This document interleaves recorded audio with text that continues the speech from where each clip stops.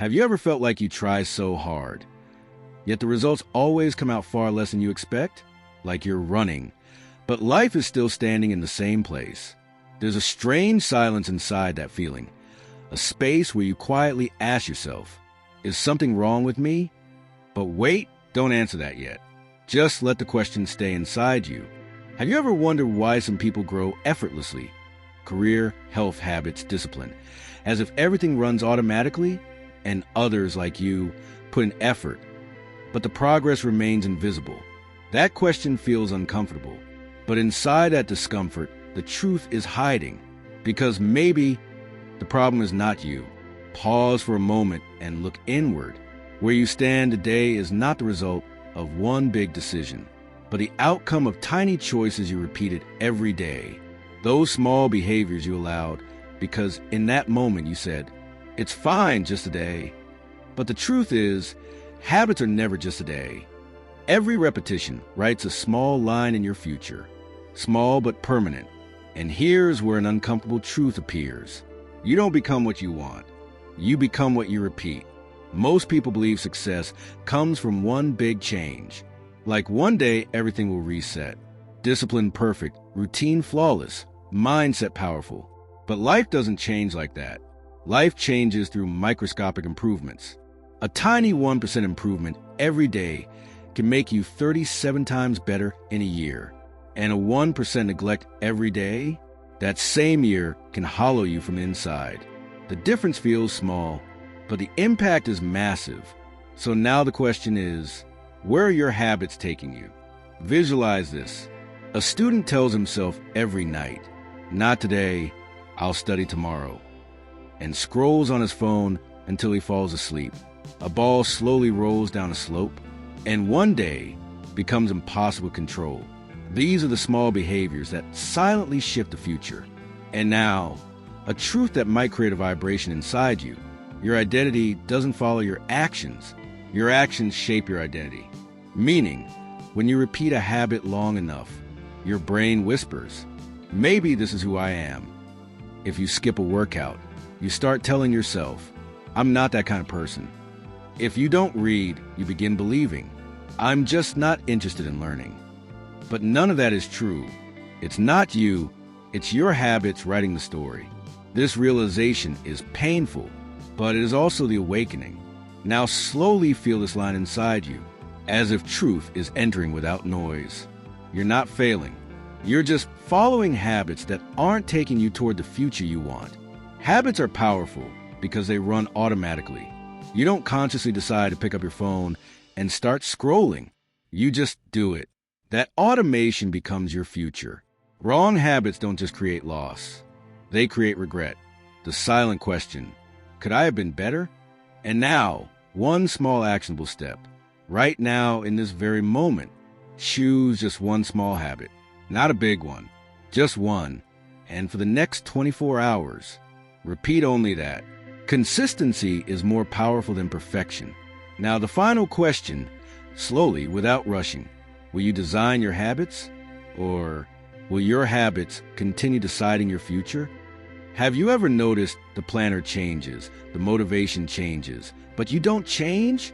That strange frustration shows up, the one where you convince yourself, this time everything will be different. But a few days later, everything becomes the same again.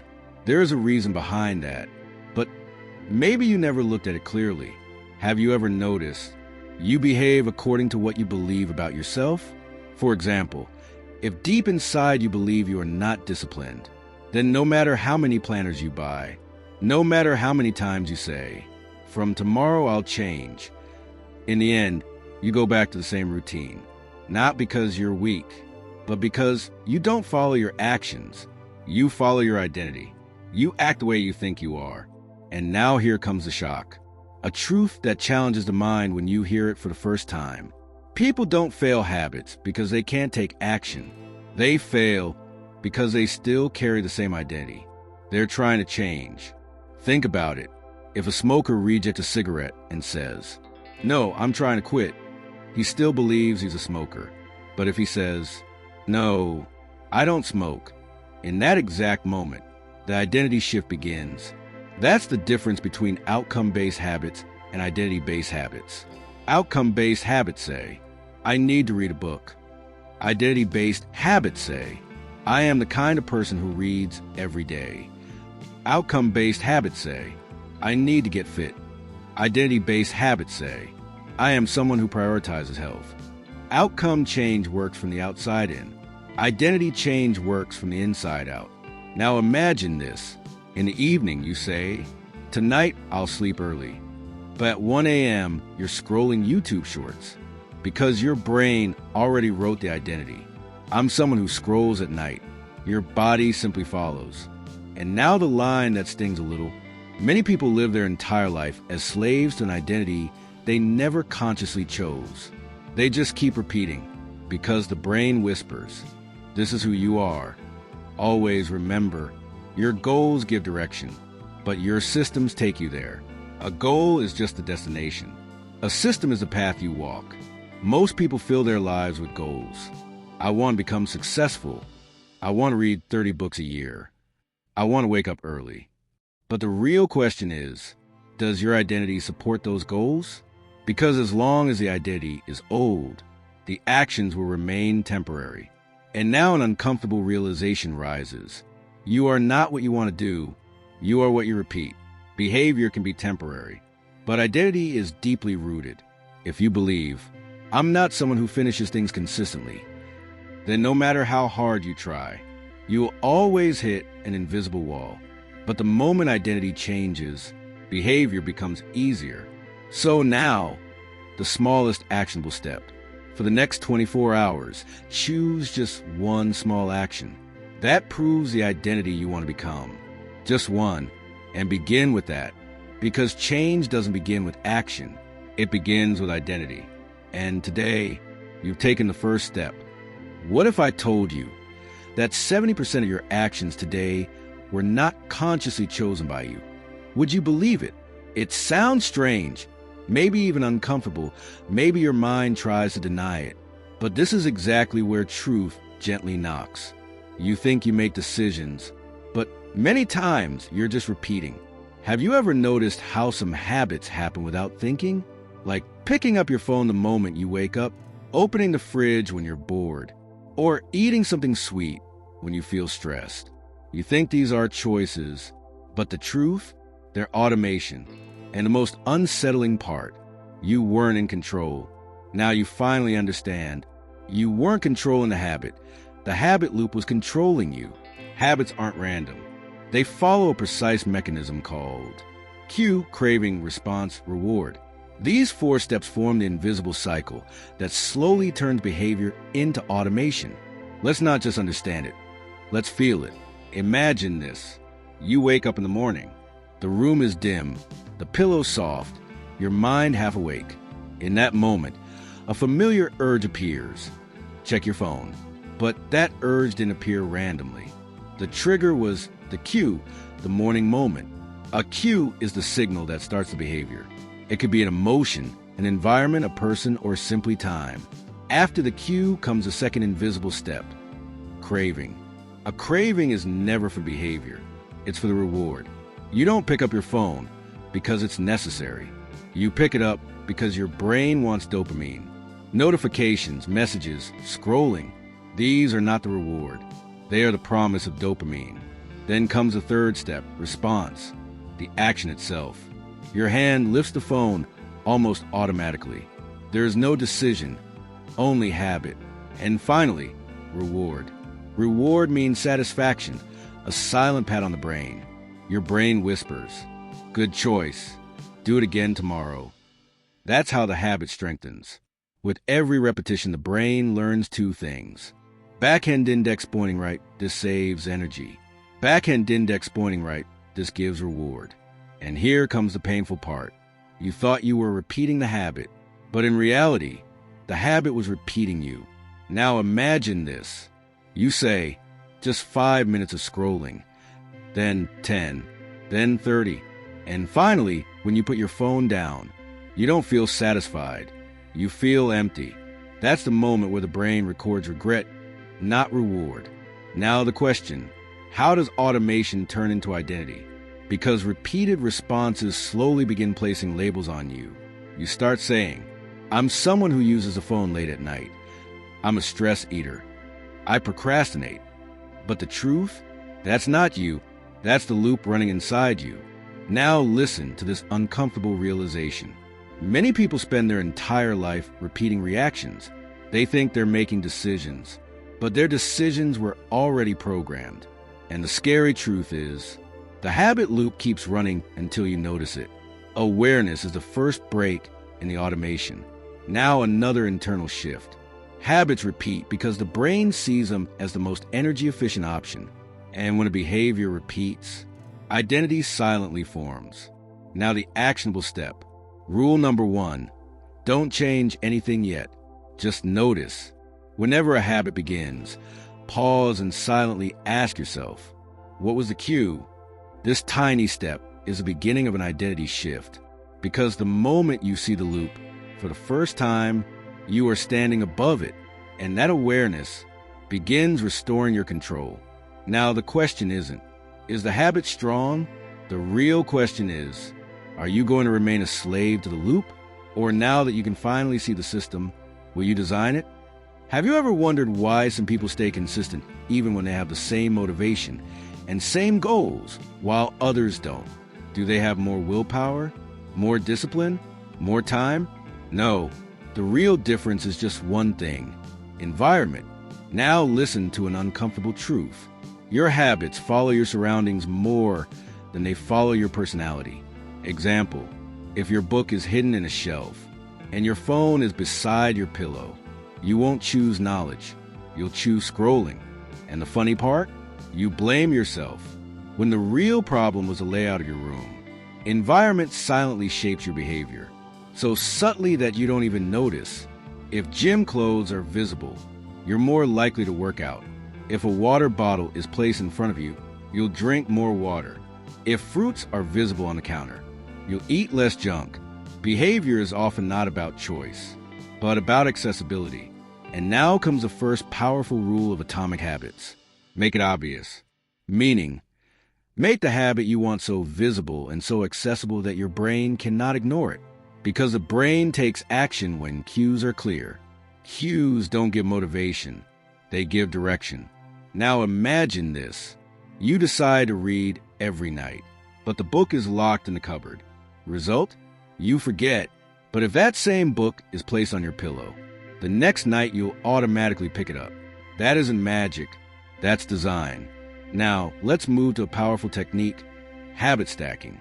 Attach a new habit to an existing one, because the brain remembers sequences. Right arrow after brushing, 10 push-ups. Right arrow after morning tea, 5 minutes meditation. Right arrow after lunch, read 10 pages. And here's the satisfying part. After 2 weeks, you won't effort, you'll just follow. Now, a tiny relatable moment. You make a resolution. Tomorrow I'll go for a morning walk. But the next morning, the weather is cold, the bed is warm, your shoes are in the cupboard, and there's no reminder. Result? You don't go, and then guilt appears. Now change the scenario slightly. The night before, you place your shoes beside the bed, headphones ready, smartwatch charged, and a sticky note saying, just 5 minutes. In the morning you won't think. You will move, because now, right arrow the cue is visible. Right arrow the friction is low. Right arrow the behavior becomes predictable. Now listen to this truth a little sharply. If junk exists in the house, eventually you won't win. You will only delay losing. If notifications are on, distraction will pull you every time. If the phone is beside your bed, scrolling will never stop. Good habits must be obvious. Bad habits must become invisible.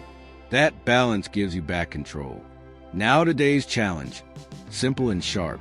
In the next 24 hours, choose just one habit you want to build. Then make one small change in your environment. That makes that habit visible and unavoidable. Because the moment you redesign your environment, you don't just change a habit, you reposition the direction of your life. The next 24 hours will reveal, were you living on hope or finally on design? You think you make decisions, but the truth is, 80% of the time, your choices aren't made by you, but by dopamine. Ever wonder why some things pull your attention effortlessly, even when you try to control yourself, yet your mind still drags you back? And why some good things, like working out, reading, or meditating, feel boring or heavy, even when you want to do them? The reason is simple. Your brain wants what you've trained it to want. But here's the twist. You don't train it consciously. You train it subconsciously. Now, a shocking truth. You don't repeat habits because they're right. You repeat them because their reward is instant and pleasurable. Scrolling is fun. Junk food tastes great. Games hit dopamine instantly. But workout, reading, deep focus work, the reward is delayed. And the brain dislikes delay. Your brain's primary job is to backhand index pointing right, conserve energy. Backhand index pointing right, seek comfort. Backhand index pointing right, feel quick reward, which means your brain isn't trained for long-term success. It's trained for survival. And that's why you don't unlock your phone out of need. You unlock it out of reflex. That's where the second law comes in. Make it attractive. Meaning, if you want a good habit to stick, you must make it tempting for your brain. Now the question is, how? Here comes a powerful concept, dopamine association. Dopamine isn't released only after the reward. It's released in anticipation of the reward. Meaning, the brain gets excited by anything connected with a pleasurable memory, whether real or imagined. Example, you see pizza, your brain recalls the taste, craving appears, you start eating. But why doesn't that same reaction happen when you see a book? Because your brain has never linked pleasure with it. And that's where the first powerful tool comes in, temptation bundling. Meaning, pair the habit you need to do with something you already enjoy. Example, right arrow listen to your favorite playlist during workouts. Right arrow drink your favorite coffee while reading. Right arrow listen to a podcast while cleaning. Now the brain sends a new signal. This isn't a boring task. This is a rewarding one. And that simple shift turns boring into enjoyable. Now a negative mirror moment. You lock your phone, and 5 seconds later, without any real reason, you unlock it again. That's not desire. That's the loop. Now comes the second concept, cravings engineering. These are methods to make your brain crave good habits. Backhand index pointing right visualization. Backhand index pointing right identity. Reminders. Backhand index pointing right. Reward anticipation. Example, instead of collapsing on the couch after work, imagine the future version of you. Disciplined, confident, strong, feeling proud in the mirror after workout. And the most satisfying part? After 2 weeks, you won't try, you'll follow. Now today's small actionable challenge. Small blue diamond, choose one habit. Small blue diamond, attach a reward to it. Small blue diamond, turn it into a ritual. Call it your pleasure anchor habit. Every time you do the habit, repeat the same reward until your brain links joy with growth. Consistency becomes easy when the brain stops seeing good habits as punishment and starts seeing them as pleasure. Your brain will build an addiction, either distraction or to discipline. So today, which addiction will you choose? Now let's shift. What if I told you success isn't hard? You only made it hard because you believed it was hard? And here's another truth. You didn't fail. You were simply following the wrong process. That's why when you hear, success won't feel hard anymore, you'll feel relief. Because the real secret of success is not discipline. It's simplicity. The easier you make a habit, the faster it becomes automatic. And once a habit becomes easy, consistency stops feeling like a struggle. Have you noticed something? When you begin a new habit, you're excited. You plan big. I'll read for 1 hour every day. I'll go to the gym daily. I'll meditate for 30 minutes every morning. But after a few days, the enthusiasm fades. You skip, then skipping becomes normal, and then guilt arrives. And the most painful part? You know what to do, but you still don't do it. But motivation isn't the problem. Friction is. When creating habits, we usually think, how powerful should this habit be? But the real question is, how easy can I make it? And here comes the third law. Make it easy. The biggest rule of habit building: start small, so small that your brain cannot resist it. James Clear calls this the 2-minute rule, meaning any new habit should be easy enough to begin without resistance. Backhand index pointing right, want to read? Read for just 2 minutes. Backhand index pointing right, want to work out?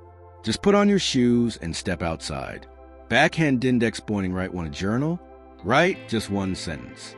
Don't search for the perfect start. Just start, because habits don't require time. They require repetition. Starting small makes the brain say, "This is easy, let's do it." And that exact moment is where the habit begins forming. Now a tiny punchline. How many times have you bought a new notebook just because the old one had empty pages and triggered guilt? You thought, "This time I'll use it perfectly." And a few days later, the same story repeated. Now a powerful distinction. Motion versus action. Motion is planning, researching, preparing, finding the perfect workout playlist, looking for the best pen, watching productivity videos. Action is the real change. Working out, doing 10 push-ups, writing 2 lines. Motion makes you feel productive. Action makes you better. Many people stay stuck in motion because motion feels safe. There's no risk of failure. But growth always happens in action because action reinforces identity. Now imagine, you say, "Today I'll do deep work." But the moment you open your laptop, tabs appear, notifications flash, and before you even start, you're already distracted. This isn't lack of willpower. This is friction winning. Now make a micro shift. Right arrow, turn off notifications. Right arrow, keep only 1 tab open. Right arrow, put your phone in another room. Right arrow, set a 2-minute timer. And suddenly, you begin. So here's today's simple ritual. Choose 1 habit. And make it so easy that ignoring it becomes impossible. And remember, today, just start. Don't try to be perfect. You won't win by starting perfectly. You'll win by repeating. Have you ever noticed when you start a good habit, the motivation feels strong at first, but after a few days, the enthusiasm begins to fade? And the most painful part? You know you could be better. But somehow, you return to the same old patterns. Then one day you skip, then another day, and slowly the habit disappears as if it never existed. This doesn't happen because you're weak. It happens because your brain never felt the win. Because the brain only repeats what feels rewarding. You will repeat whatever feels like a victory. Now listen to an uncomfortable truth. Good habits don't fail because they are hard. They fail because their reward comes late. Scrolling, instant dopamine. Junk food, instant pleasure. Video games, instant excitement. But reading, the gym, deep focus work, the reward arrives later, and the brain hates delay. Because the brain's programming is simple. Backhand index pointing right. If it feels good, do it again. Backhand index pointing right. If it requires effort, avoid it. And the brain doesn't care about who you want to become in the future. It wants dopamine now. That's why you know the theory, but you don't repeat the behavior. So the question isn't whether the habit is right or wrong. The question is, does your brain believe it's rewarding? This is where the 4th rule comes in. Make it rewarding. Meaning, after completing the habit, send your brain an immediate positive signal so it learns. This behavior is valuable. Now a powerful realization. Your brain cannot feel progress without a scoreboard. Meaning, if you can't see the win, your brain assumes nothing is changing. This is why habit tracking is so powerful. Crossing a day, ticking a box, building a streak, it's not childish. It's psychological reinforcement. Because when you mark progress, you get a small dose of dopamine. You don't just think it. You feel, I'm improving. Now imagine you start a reading habit. Day 1, day 2, day 3. And on day 4, right when you're about to skip, your brain whispers, don't break the streak. Tell me honestly, have you ever broken a streak? Just once. And then that one day became 3. 3 became a week. And the habit died? Now another concept. Immediate reward pairing. Meaning, give yourself a small reward after the habit. Example, right arrow after workout, cold shower plus favorite song. Right arrow after reading, 1 minute of gratitude. Right arrow after deep work, intentional short rest. And no, this isn't cheating. This is rewiring. Now a micro-emotional mirror moment. Every time you complete a habit, you send your brain a message. This is who I am. And every time you skip, you send another message. Maybe I'm still the old version of myself. So now choose carefully. Which message do you want repeated inside your identity? And now comes the most important part. Small wins build small confidence. Small confidence builds bigger habits. Bigger habits create a new identity. Your goal isn't massive transformation. Your goal is to make tiny wins visible. Because when the brain feels the win, it stops choosing defeat. Now today's ritual, call it the win ritual. Pick one habit, track it daily, reward yourself immediately. And now the final line. Read slowly, calmly, without rushing. Good habits don't stick because you learn them. Good habits stick because you feel like you're winning. So now one question. What win will you let your brain feel today? Now another truth, the darker one. Have you ever wondered why bad habits win so easily? You know they pull you backward, yet you repeat them, and honestly, you're tired of fighting them. And now this finally ends. Because today is the moment where the equation flips. Because now you understand. Now the bad habits will die on their own. And this time, you won't use willpower. You'll change the system. Bad habits aren't powerful because you're weak. They're powerful because they are backhand index pointing right visible, backhand index pointing right tempting, backhand index pointing right easy to start, backhand index pointing right, and give instant reward. Meaning, the structure supports them, not you. But now the inversion laws will change the game. These 4 steps will make bad habits so powerless that they slowly fade without a fight. First inversion law, make it invisible. You repeat what you see. If your phone is beside your bed, you'll scroll. If junk food is visible, you'll eat it. If distractions are around, you'll lose focus. You don't want to stop the bad habit. You want to stop seeing it. Imagine, right arrow phone, in another room, right arrow notifications off, right arrow junk not in the cabinet, not in the house, right arrow temptations physically removed. The habit will still exist, but it won't exist in your environment. That invisibility is the first weakness. Second inversion law, make it unattractive. The brain doesn't only chase reward, it chases meaning. When you understand the real cost of a habit, the craving weakens.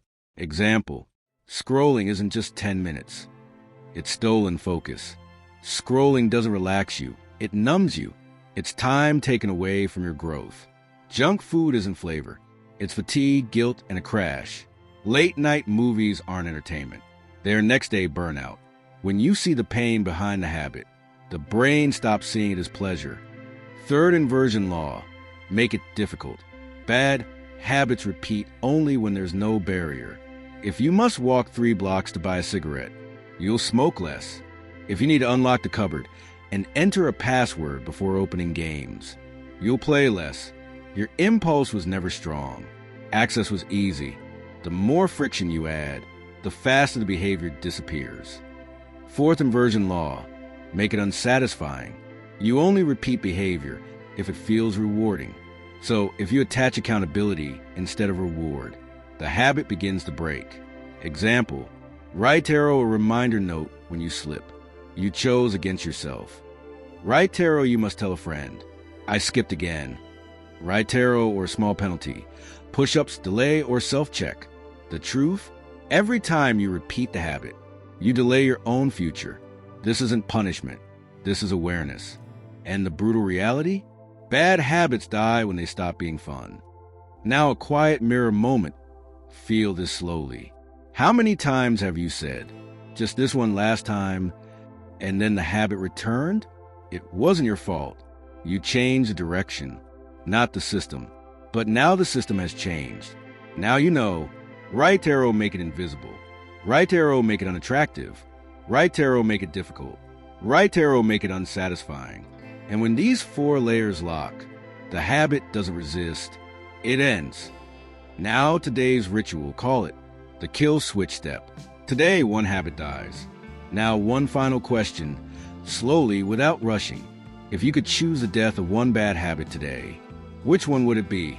Have you ever felt that you started well, the habit was forming, progress was visible, and then one day you missed, just one day, and that same night, your mind whispered, "See, you're not consistent. You can't change. Just give up." And then you judged yourself, doubted yourself. But wait, you don't need to be perfect, just present. You don't need flawless consistency. You only need the ability to return. The biggest enemy of your growth isn't failure, it's shame. That voice telling you that if you took a break, made a mistake, or skipped, you're unworthy. But mastery has never meant perfection. Mastery means no matter how many times you fall, you stand up again. Now here's a truth, sharp but freeing. Backhand index pointing right winners aren't perfect. Backhand index pointing right winners are consistent. And the harsh reality? You didn't fail. You just stopped showing up. Consistency isn't about daily excellence. Consistency means showing up even in a small form. Ever wondered why a 3-hour intense workout doesn't transform you, but 20 minutes every day completely does? Because habits aren't built by one big event. They are built through repetition. Progress isn't always visible, but presence is powerful. Your body, brain, and behavior register one message. I came back. Now imagine 2 versions of yourself. The first version collapses after a missed day. The second version returns after missing, which life grows. Now a micro mirror moment. How many times have you started a new notebook just because the old one had mistakes? Then a 3rd, 4th, 5th notebook, but the pattern stayed the same because the problem wasn't the notebook, it was the expectation. But this time will be different because now you will measure progress, not perfection. James Clear's most powerful line was, "Right arrow never miss twice." Meaning, if you skip, that's okay. But if you consciously skip the second day, you're allowing a pattern. 1 skip is an accident. 2 skips become a pattern. 3 skips become identity. Consistency isn't won by intensity. Consistency is won by identity. Now let's talk systems, because motivation is unreliable. Motivation is emotional weather. Sometimes high, sometimes low. But systems are structure, predictable. Systems don't ask, "Are you in the mood?" Systems only ask, "Are you showing up?" Now a small but powerful example. Right arrow motion mindset. I'm not in the mood, so I won't do it. Right arrow system mindset. I'm not in the mood, so I'll at least do 2 minutes. That's the difference between average people and incredible ones. Consistency isn't won by effort. Consistency is won by identity. And now the line you need to feel deeply. A bamboo tree grows invisible for 5 years, and then in just 6 weeks, it rises 80 feet. You are growing. You just can't see it yet. Now today's ritual, simple, but identity shifting. No matter what, just show up, even if it's small, even if it's imperfect, even if it's late. Call it the return rule. And now the final question. Read slowly, softly within yourself. If today you stopped trying to be perfect and simply chose to be present for the first time, you might win without fighting. Sometimes in life, there comes a moment when you look back and realize you're no longer the person you once were. And maybe today is that moment, because this isn't just a journey of habits. It's a beginning of your new version. Earlier, you were creating habits, but now the habits are creating you. Now you are not someone trying. You are someone becoming. Earlier, discipline felt like struggle. Now you realize simplicity is power. Earlier, you chase motivation. Now you follow systems. Earlier, you chase results. Now you trust the process. This change isn't loud, it's silent, but permanent. Identity shift always begins quietly and slowly becomes irreversible. First, you take actions. Then actions repeat. Then the repetition whispers to your mind, maybe this is who I am. And one day, You become the person you once only imagined from a distance. Your old identity depended on outcomes. If I succeed, then I'm disciplined. If I stay consistent, then I'm capable. But now identity has flipped. Because I am disciplined, I will succeed. Because I am capable, I will stay consistent. Earlier, you repeated habits. Now habits repeat clarity inside you. Now you know one small habit, one small repetition, one small step, over time becomes identity. And identity, that directs your destiny. Now imagine, slowly, without rush, a future version of you. Calm, grounded, focused, self-respecting. Earlier, you were a victim of distraction. Now direction is your identity. You wake up not confused, but aligned. Decisions don't feel hard because identity is clear. Distractions no longer pull you because direction already exists. That version isn't far. That version is already forming inside you. Now the final shift, subtle, yet the most powerful. Sparkles you won't try to do habits anymore. Sparkles you will simply become the person who lives them. Because when you change actions, your day changes. But when you change identity, your life changes. Now, there's only one thing left. Today, just one meaningful action. Not so big that it feels scary. Just small enough that you can't ignore it. Maybe 2 minutes of reading, a 5-minute walk, 1 minute of gratitude, 10 minutes away from your phone, pausing one bad habit. The action will be small, but the meaning will be enormous because that action sends a signal. I am this new identity now. And identity is reinforced by repetition, not perfection. Now, take a moment, one deep breath, and let these lines settle quietly inside you. I am no longer who I used to be, and I am not going back. Because now, clarity is here, the system is here, the proof is here, and most importantly, you have felt yourself changing. This journey doesn't end here. It begins here. Now, one last pause gently. If something awakened inside you today, just write, I'm ready, because change isn't hard. You just need to begin.